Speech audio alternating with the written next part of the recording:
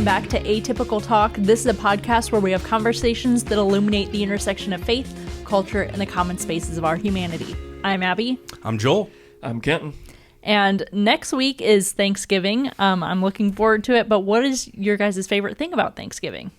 It can be food, it can be watching football, whatever it is. Well, it's how food motivated I am, because the first thing I think of is food, and I think of the sides. Yes. Like, it's about all the different kind of sides. And so, yeah, I'm actually a fan of the green bean casserole. Do you guys think that's disgusting? Nope. I like green bean casserole. Look at this. I feel like it's we not might be like the my minority. favorite, Okay. but yeah. Yeah. And then what are some of the other sides that you guys like?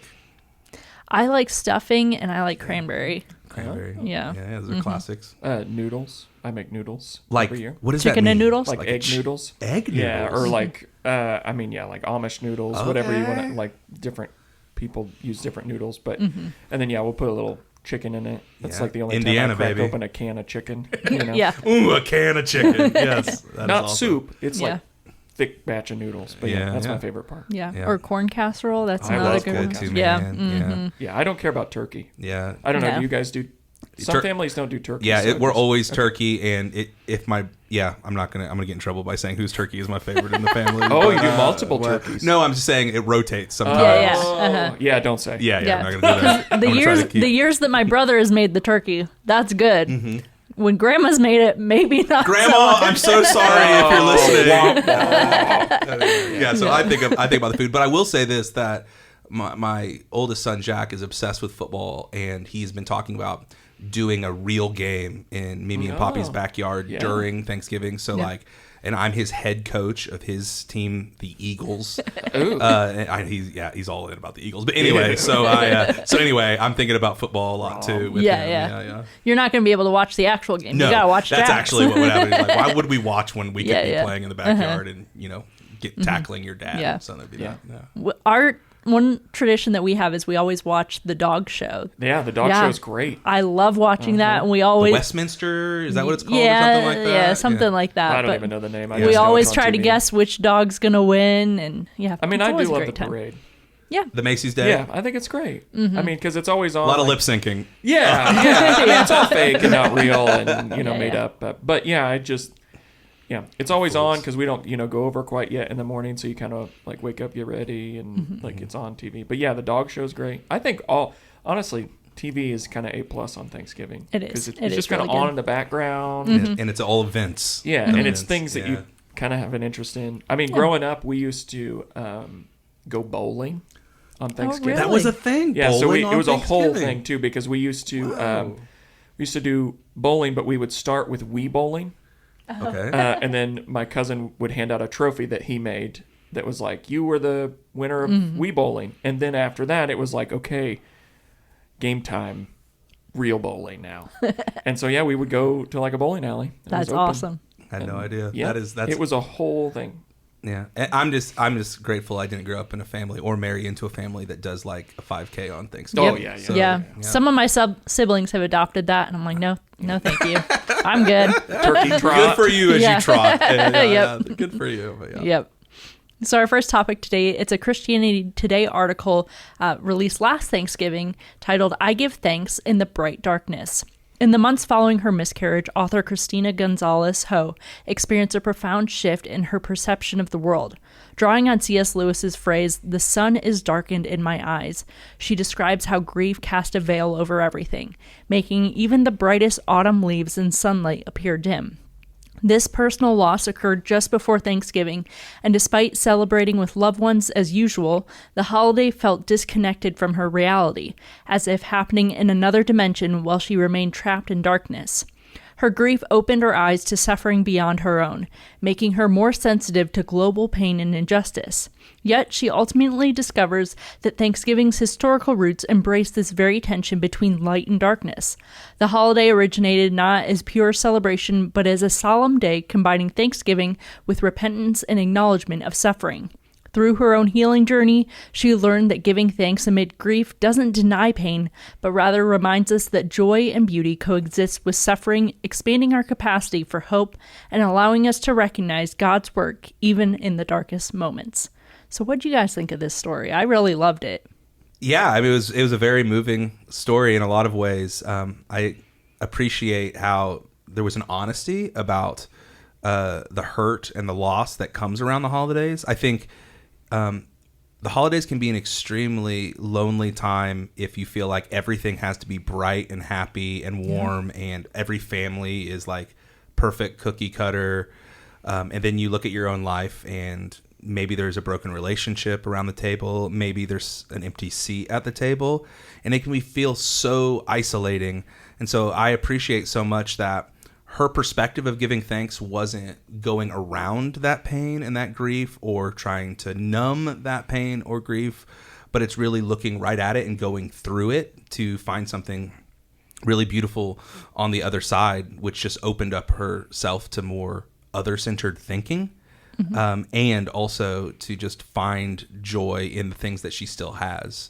One of the dark realities, I think, of what grief can do is it can just focus everything on ourselves and all our story. And even though we shouldn't ignore ourselves and our story, life is suffocating if we're the only ones we're thinking about, and it also just makes our world so small. So I love that it expanded her to think about others' pain and pain across the globe, but also to see like there is something to be grateful for, even though there's a lot of this pain. So yeah, I think it's a beautiful perspective to like, and I love the phrase even in the title, like the bright darkness, that these two things can coexist, and they do coexist, and we should experience both throughout the pain and just the normalcy of our lives. Yeah, I think like the bright darkness, I think this time of year in general, not just the holidays, but like that shift into like seasonal depression is just such a real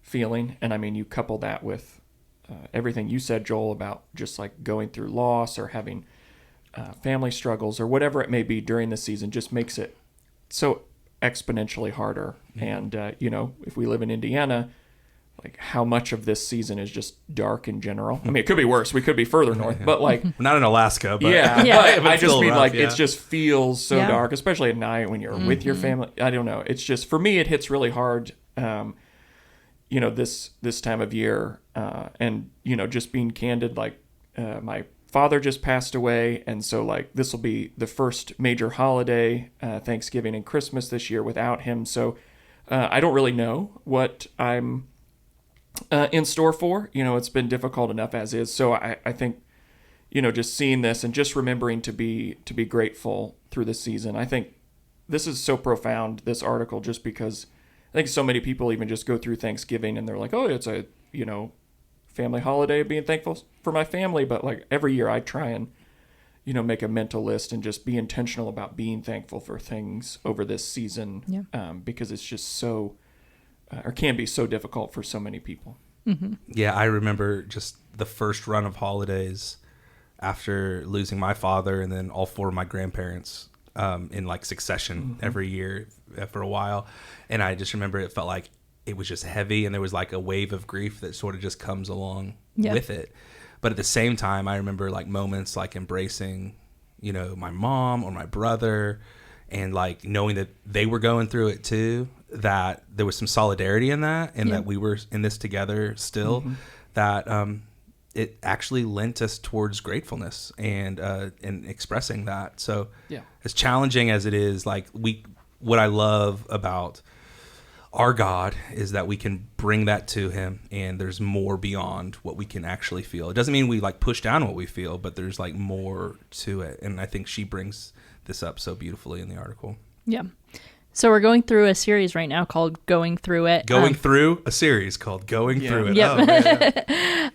But a little bit that we've talked about is how to help people who are going through dark times. Joel, you want to talk a little bit on how you can be someone who walks alongside someone who's going through dark moments or, experiencing grief right now? Yeah, I think it's often much simpler than we want to make it. And a lot of times we don't engage with these people because we don't know what to do, and we think it's more complicated than it actually is. But in a word or in a phrase, it's just showing up to be there. And like I think Rick Warren calls it the ministry of your presence.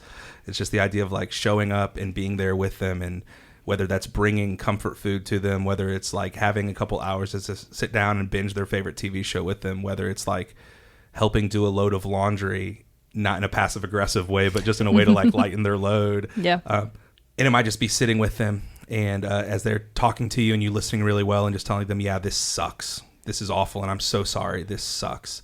I think that's just powerful to sit with them and be with them. So beyond like trying to have the great answer or the tweetable Christian phrase or the Bible verses, like let's put that aside and just be people that are with people in the midst of their hurt.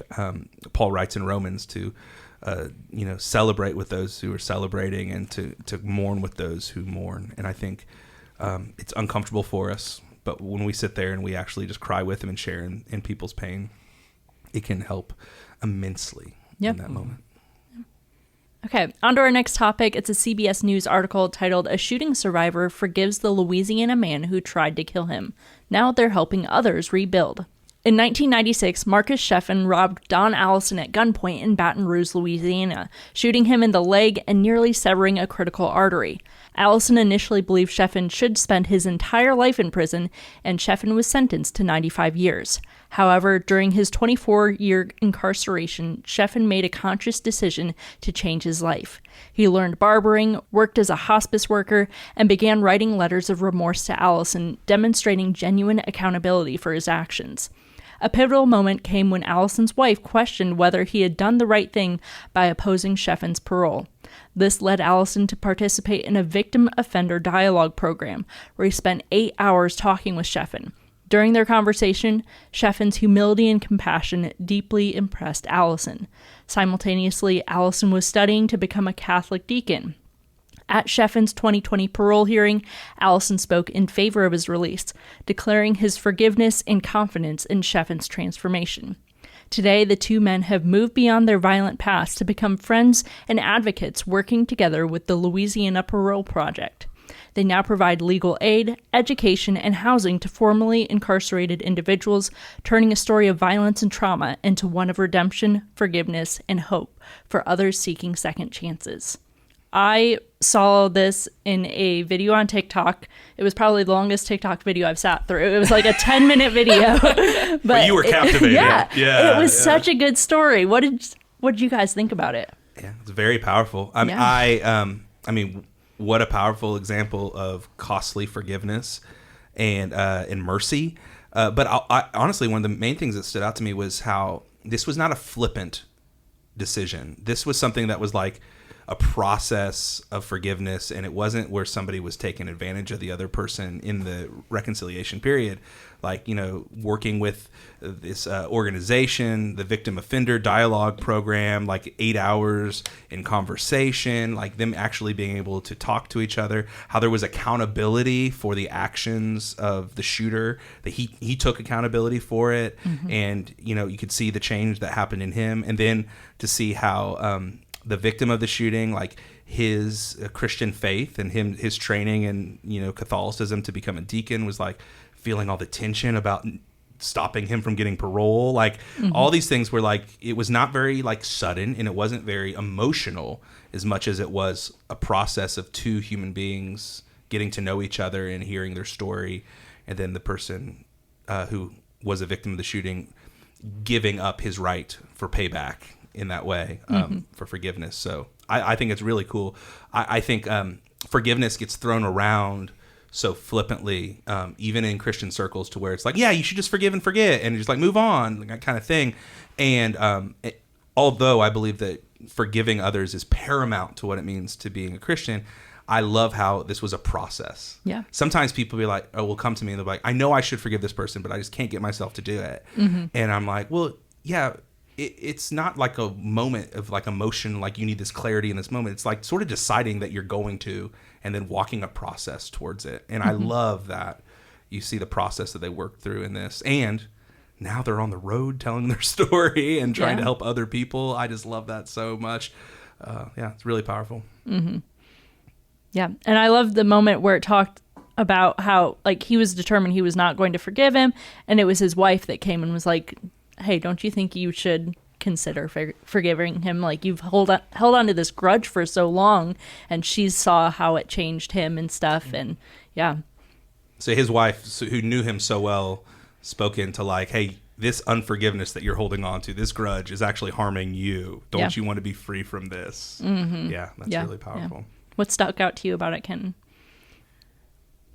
I mean, the story of it's incredible. I mean, just to be able to forgive. Yeah. I mean, it's great. He just got shot in the leg. I mean, it's not that big of a deal, right? Yeah. Just a flesh wound. I don't know. No, not it's at all. Just crazy to me, like, to go through all of that. And I mean, I can't imagine the anger, I would feel. And the anger you feel for whatever it said. He was incarcerated for 24 years before they even began kind of the process of like speaking and stuff like that about the whole thing.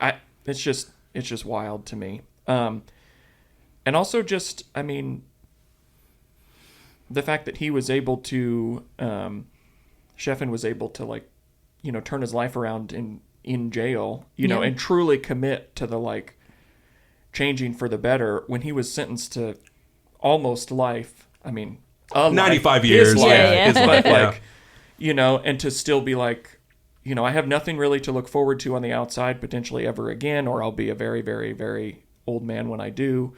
The fact that he was still willing to, like, go through the process and realize that he could better himself, is just a testament to I think the change of character for him. Yeah. And just, I mean, that's ideally what every jail wants, or whatever. Well, I guess when you go to jail, is to actually, like, create a better person on the outside. It just doesn't normally happen like that. And this is, like, true rehabilitation in a way that, like, we don't hear these stories. Changes. Yeah. And changes not just their lives, both of them, which would be, honestly, enough of this story would just be that. But the fact that now they are going out and talking about forgiveness and all of that, like, that's something. And maybe that's another thing, as you bring that up, that, like, I find powerful about this story is that we don't hear a lot of stories in our justice system that lead to rehabilitation of somebody. It's more of just punishment for what people did.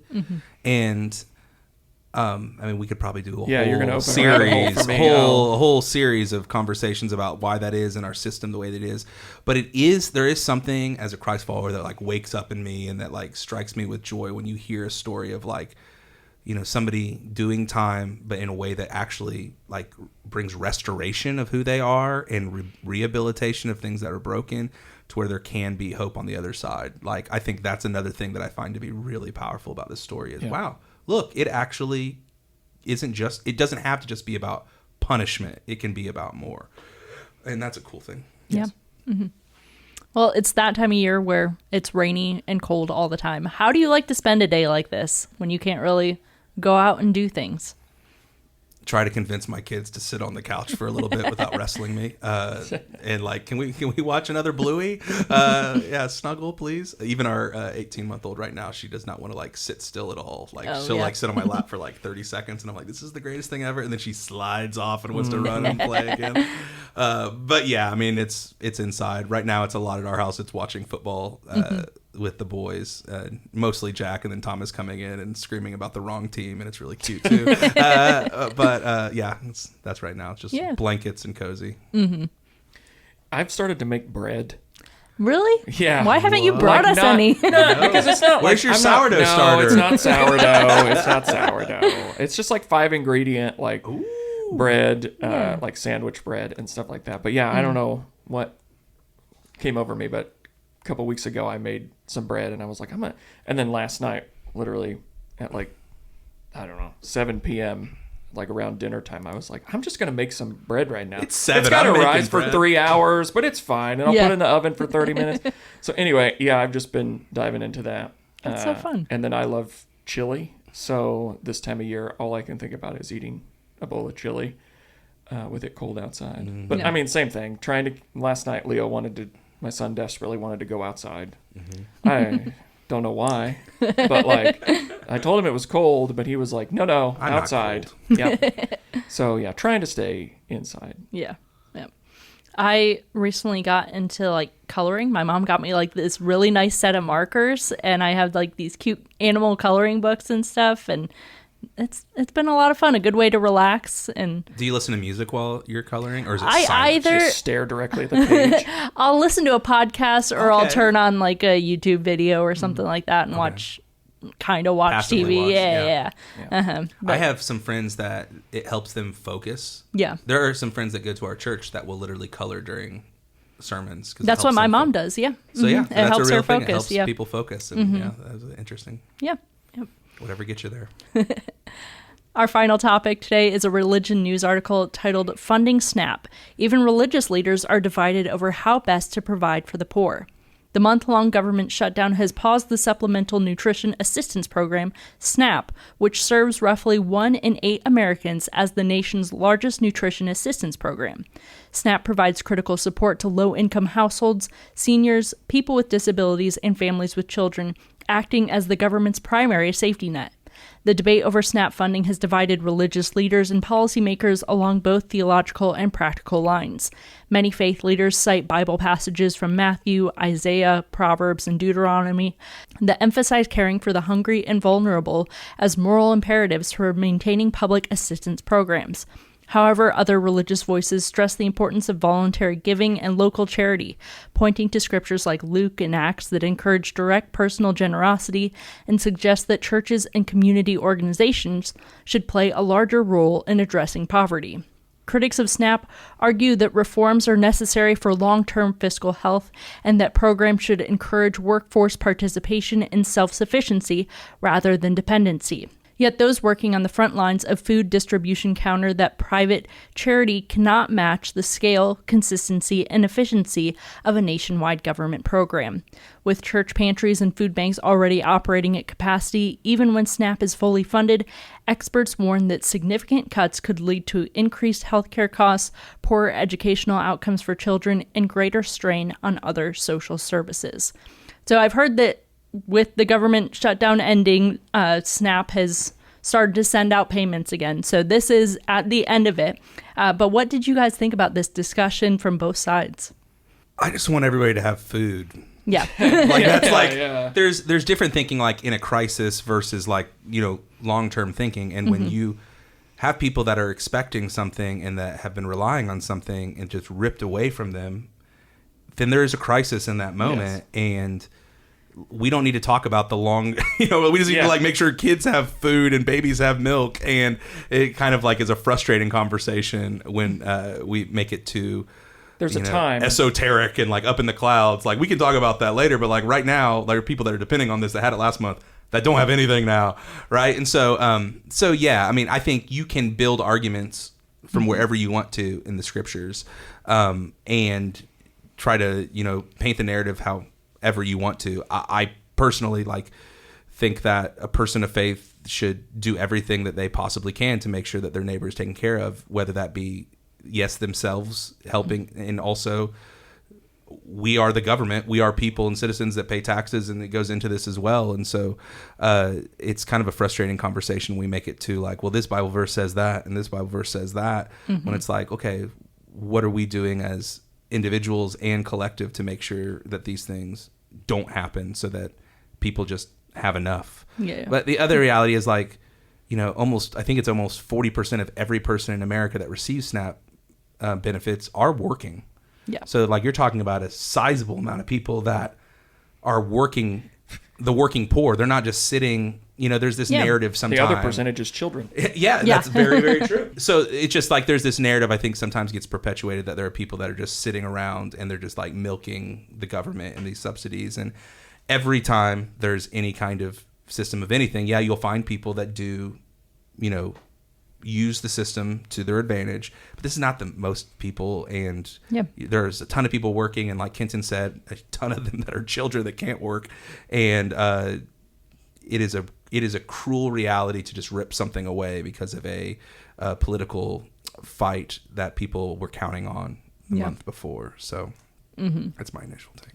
Yeah, I think there's a time and place to have these discussions, and then there's a whole other discussion we can have on why both sides of this argument in government choose not to have those discussions when they matter. But like, you can't have a discussion on the effectiveness of SNAP while there are literally families desperate for the money that they already should have.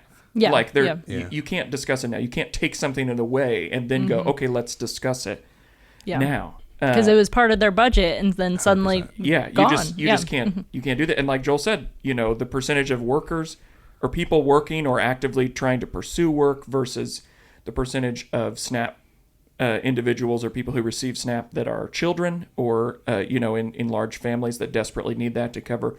It's just you can't make those decisions when the house is literally on fire. Yeah, there's a difference between crisis, and then there's a difference between like evaluating things to make sure that we're not wasting money, and you can have those conversations, but not when the house is on fire. Yeah. The government is horrible at starting a program and then reevaluating it, however long. They're just horrible at that. So yeah, sometimes things happen. There's probably parts of SNAP that do need adjustment, potentially. I don't know, but like, when you take people's money away that are desperately in need of it, there's a reason these individuals are on SNAP. You just can't then hold that over their heads or hold that over the other side's head.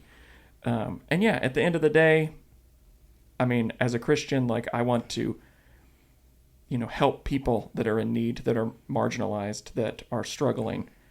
And, if your idea is that you're on SNAP for a little bit while you, get your feet set and then you grow into not needed it anymore, that's wonderful. You could turn around and repay the favor. But I mean, my money's already gone to it, by paying taxes and all of those kinds of things. So like, what are you doing with my money that I already gave to this program that I know exists anyway is also a whole other side of the discussion. I mean, it is a wild thing too, to think about the amount of Americans that are receiving these benefits, to think 1 out of every 8 Americans, like, this is not some small group of people. Like, these are our neighbors and our friends, and it's a lot of people that are working.